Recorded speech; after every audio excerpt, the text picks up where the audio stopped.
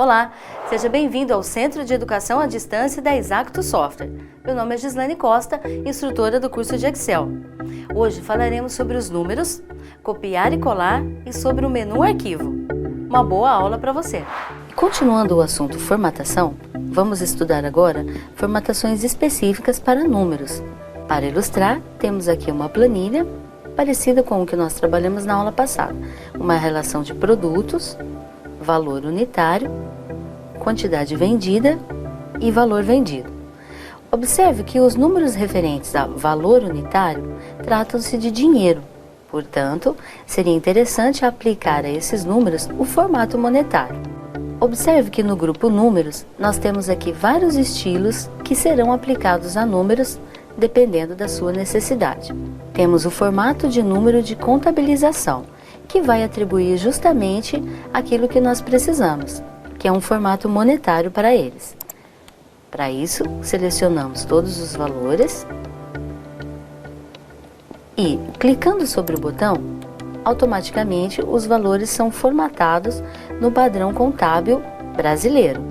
Caso sua necessidade seja atribuir um valor que não no padrão brasileiro, clicamos na seta ao lado e escolhemos inglês Estados Unidos, que vai aplicar o padrão dólar, euro, ou então você pode clicar em mais formatos contábil para que você possa escolher a moeda.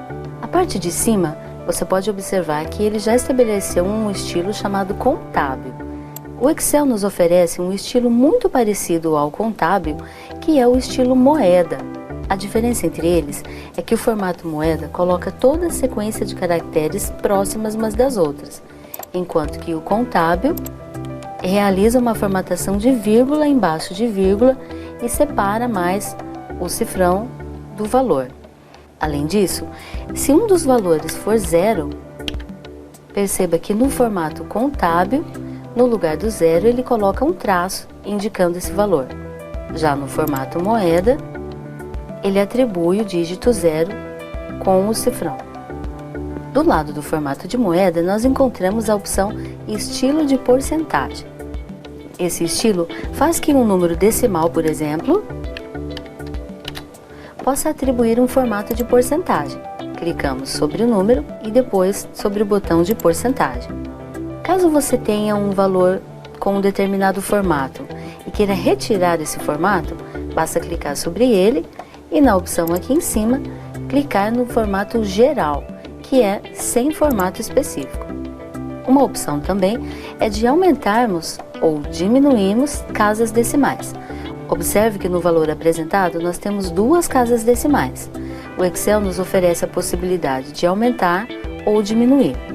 Digamos que a gente queira diminuir essas casas decimais e ao invés de duas, a gente ficar apenas com uma. Clicando em diminuir casa decimal, precisamos entender um fator importante. O 8 é um valor acima do número 5, portanto, todos os valores decimais que forem de 5 para cima, o Excel vai arredondar esse valor para mais. Então, se fizermos isso, o valor apresentado na planilha vai ser de 0,7. Já ao contrário, voltando então, se o valor, por exemplo, fosse de 0,64 e quiséssemos diminuir a casa decimal, como o valor 4 é menor do que o número 5, o valor apresentado seria de 0,6, porque o último dígito seria ignorado pelo Excel. Voltando ao número original, também podemos optar por aumentar casas decimais. Nesse caso, como não existe um valor, não é um resultado de uma conta, ele acrescenta uma casa com o valor 0.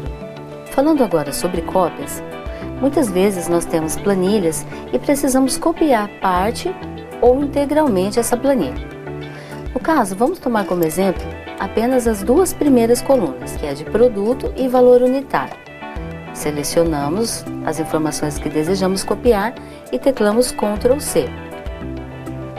Observe que se eu precisar colar esse pedaço da planilha em uma outra região da mesma planilha, teclamos Ctrl V e o valor colado seguem com as mesmas formatações, porém ele não cola a mesma largura e altura de linha, fazendo com que seja necessário trabalharmos essa largura manualmente.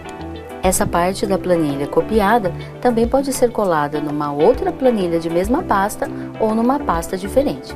Se a nossa necessidade for copiar uma planilha inteira, não é aconselhável ir selecionando a planilha, porque nesse caso, como você observou anteriormente, ela não seguirá com as colunas de mesma largura. Quando você quiser selecionar uma planilha toda, basta clicar acima da linha 1 e à esquerda da coluna A. Esse canto, ao clicarmos, toda a planilha vai ser selecionada. E aí sim, podemos teclar o Ctrl C, abrir uma planilha lateral, um exemplo, clicarmos na célula A1 e aí teclarmos Ctrl V. Observe que nesse caso, a planilha foi colada exatamente como ela estava originalmente. Uma ferramenta de cópia bem importante no Excel também é o pincel de formatação. Essa ferramenta vai fazer uma cópia apenas da formatação de uma determinada célula.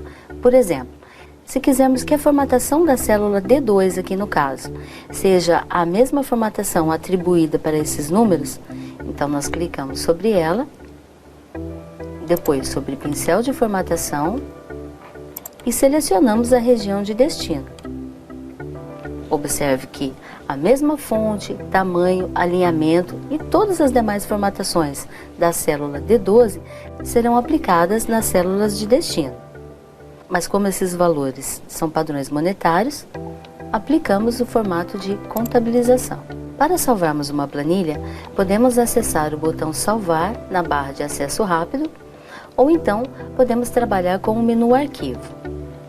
A respeito do menu Arquivo, nós podemos clicar sobre ele e encontrar uma lista de opções, como por exemplo a opção Novo, que utilizamos para abrir um modelo ou uma pasta de trabalho em branco, o comando Abrir, que nos permite abrir uma pasta de trabalho já salva, o comando Salvar, que utilizamos para atualizar um arquivo depois que já salvamos uma vez, o Salvar Como, que nos permite gravar o arquivo em outro lugar ou com outro nome, e o comando Imprimir, que apresenta as seguintes opções. Podemos determinar a quantidade de cópias, a impressora que está configurada, escolhemos imprimir a planilha ativa, ou seja, aquela que está aberta, a qual aparece visualizada ao lado, ou então também temos a opção de imprimir toda a pasta de trabalho com todas as suas planilhas, ou apenas aquela parte que estamos selecionando. Caso haja várias páginas, você também pode determinar que o Excel imprima, por exemplo, da página 2 até a página 4, imprimindo de forma agrupada ou não. Se escolhermos a opção Agrupado, como solicitamos aqui nesse exemplo 2 cópias, ele vai imprimir primeiramente todas as páginas da primeira cópia, depois todas da segunda e assim por diante. Já no modo desagrupado, ele imprime todas as páginas número 1, depois todas número 2 e assim sucessivamente. Abaixo temos as opções de orientação, tamanho de papel e margens. Terminando o estudo desse menu, é importante ressaltar a opção de exportar, em que podemos salvar a nossa planilha num formato PDF. Na próxima aula, vamos falar sobre as fórmulas e as prioridades de operação.